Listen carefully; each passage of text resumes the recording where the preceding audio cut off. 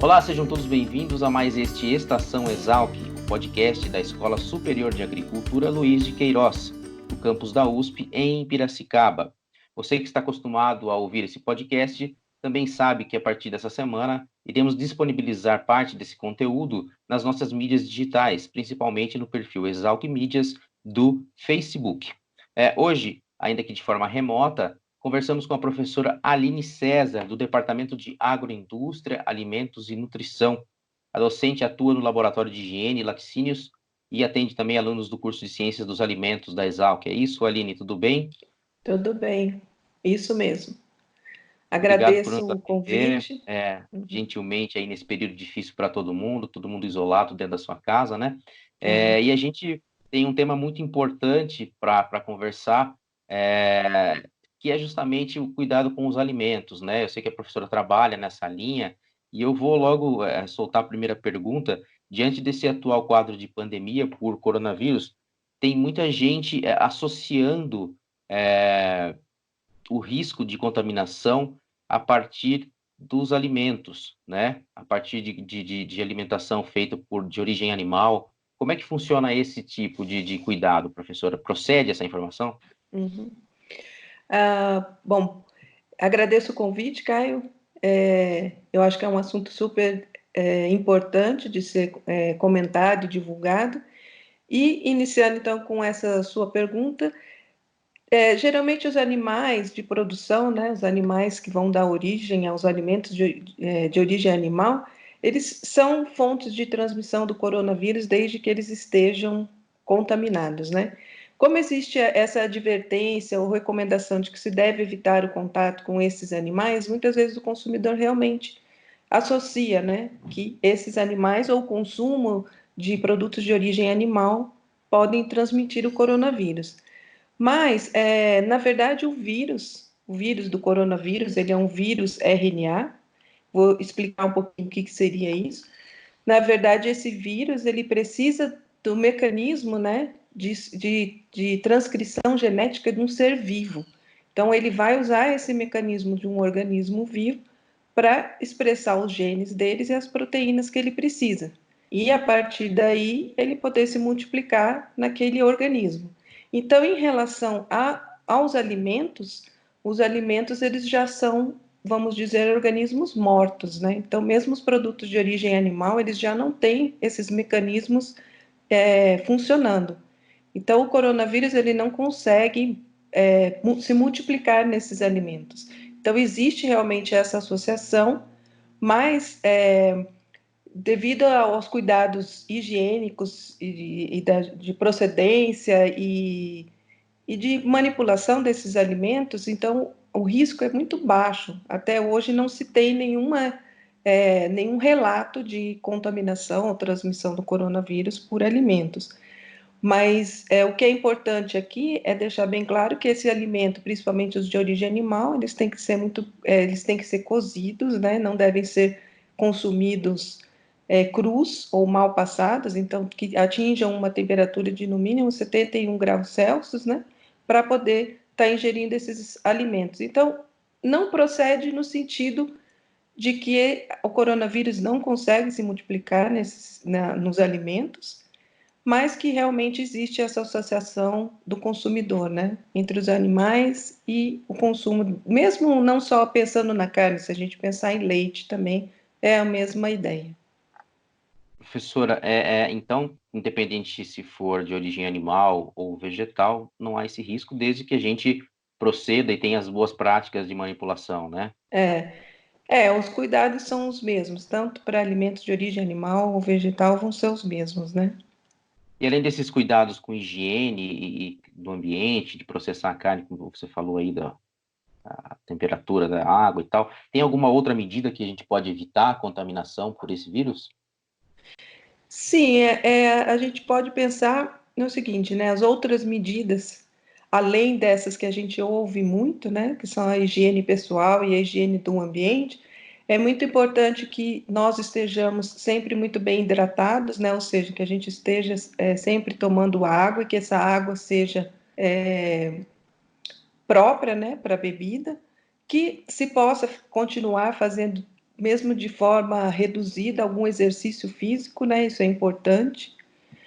Ter uma alimentação adequada, balanceada. Evitar, por exemplo, situações de estresse. Eu sei que é difícil, né? Hoje no nosso dia a dia é um pouco difícil, mas é importante a gente evitar isso, porque a gente sabe que num quadro, né, de estresse, ou numa situação de estresse, a gente acaba tendo nosso sistema imunológico deprimido, né? E isso, para uma infecção, é super importante ou é um fator de risco. Outra coisa que é importante, que você até chegou a comentar, que realmente além da higiene de ambiente, ou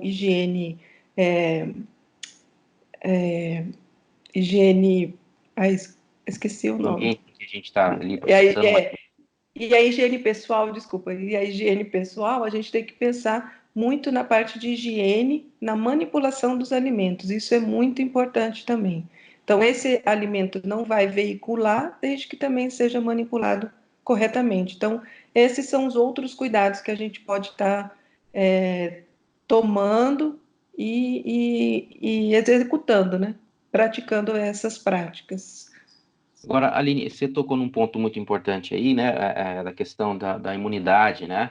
Da pessoa, de repente, estar estressada e esse período de quarentena, que a gente está sendo obrigado Uhum, a ficar longe do ambiente de trabalho, de circular, como normalmente a gente circula, né? Tem sido também um teste para o sistema imunológico, né? A gente não consegue se movimentar como normalmente se movimenta, ter as relações diárias que a gente está acostumada, né? Mas os alimentos podem nos ajudar a suprir ou a melhorar a nossa imunidade, a elevar os índices aí de defesa do corpo. Que alimentos a gente poderia citar que podem ajudar o consumidor em geral a se manter aí saudável? uhum. Sim, isso é importante. Na verdade, a alimentação é uma aliada super importante nessa parte de infecções, né? Então, a gente tem que estar com o nosso sistema imunológico protegido ou atuante, né? Forte. E existem sim, na verdade a gente tem as recomendações, né, de se ter uma alimentação balanceada, evitar que nesse período se faça dietas muito radicais ou de baixa caloria, de baixa proteína, isso também é importante. Não é que a gente deva comer demais ou extrapolar, não é isso, mas que a gente tenha uma dieta balanceada e realmente existem alguns alimentos que a gente sabe, que é cientificamente comprovado, né? Que eles têm ações ou propriedades antioxidantes e anti-inflamatórias. Então, esses alimentos são importantes, que são os alimentos que nós dizemos que são alimentos que possuem componentes funcionais, né? Ou componentes bioativos.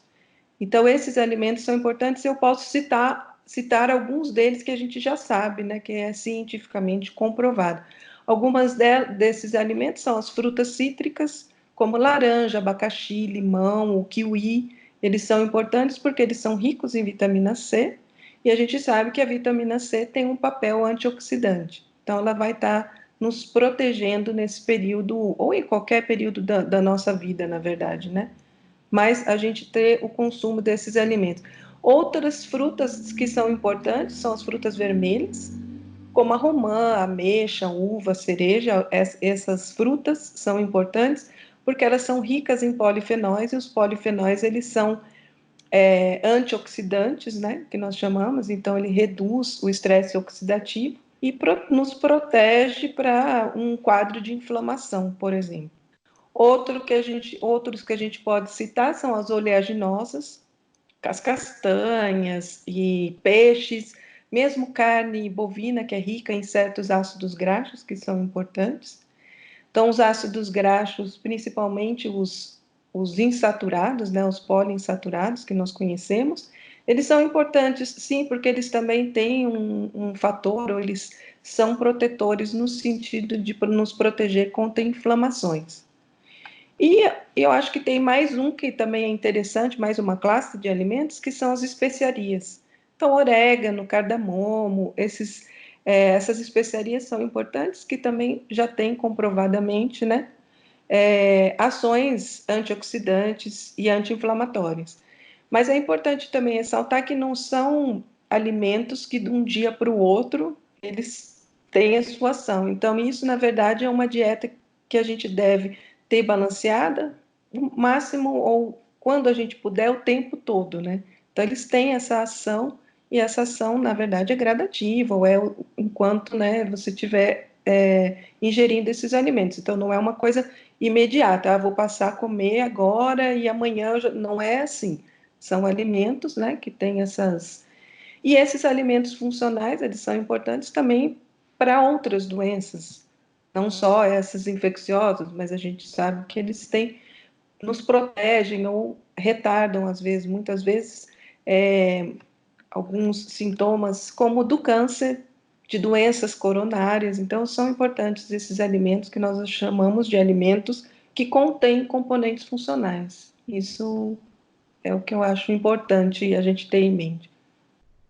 Quer dizer, professora, é um cardápio muito, muito rico, muito amplo, que boa parte dos brasileiros tem acesso, né, a hortaliças, a frutas, né, e que dá para a gente pensar daqui para diante é definitivamente incluir na nossa dieta para que nos proteja não só desse mal no momento em que a gente luta aí, né, contra o coronavírus, mas outras tantas gripes e infecções que já são comuns no dia a dia, né?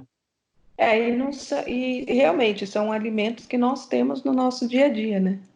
A gente só precisa estar... Alguma coisa específica para o pessoal que está no grupo de risco, acima de 60 anos, ou esse cardápio também ajuda a ter uma imunidade mais elevada? Não, eu acho que isso aí é para todo mundo, independente da idade. Isso daí é importante. Geralmente, pessoas de mais idade, em estudos, mostram, às vezes, que eles têm maior efeito, mas é porque eles também, às vezes, estão mais debilitados. Mas isso é para toda idade. Acho que desde criança até os mais idosos. Isso, eu acho que é o ideal. Sempre a dieta balanceada e diversificada também, né? Ok. Professora Aline César, do Departamento de Agroindústria, Alimentos e Nutrição da Exalc, eu agradeço muito essa disponibilidade para nos atender, passar informações muito ricas aí para quem está nos ouvindo e nos vendo a partir do Facebook. Agradeço mais uma vez, professora. Agradeço e espero ter contribuído aí com vocês. Obrigada. Espera voltar o quanto antes das nossas atividades, né? Espero também. Tá bom, muito obrigado, Obrigada. professora. Até a próxima. E para vocês que continuam nos ouvindo, esse foi mais um Estação Exalc, o podcast da Escola Superior de Agricultura Luiz de Queiroz. Acompanhe os nossos trabalhos no site www.exalc.usp.br, através das mídias digitais, Twitter, Facebook, Instagram, @exalcmídias. Esse podcast Estação Exalc também está disponível na Apple Store, na Google Store, também no Spotify. Nos vemos a qualquer momento e trazemos informações de qualidade para quem acompanha a produção científica a partir da Exalc. Até mais.